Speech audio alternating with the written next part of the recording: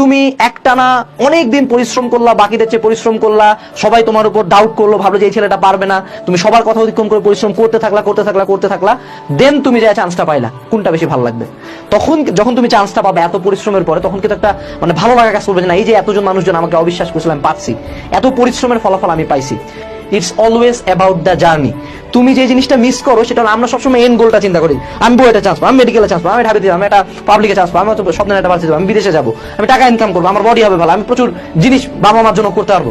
But and গোলটার চেয়ে ভালো একটা বিষয় তুমি ফোকাস করো, যে তুমি যে কঠোর একটা জার্নি করতেছো না, এই যে একটা কষ্ট করতেছো, এই কষ্টটাই কিন্তু তোমার ওই জার্নির ফলাফলটাকে মিষ্টি করে তোলে, ওই জার্নির এন্ড গোলটাকে এতটা মানে অর্জিত, এতটা ভালো লাগা কাজ করে। মানুষজন চান্স পাওয়াটাকে এত মহিমান্বিত করে কেন, টাকা ইনকাম করাটাকে এত মহিমান্বিত করে কেন? কারণ এটা কঠিন।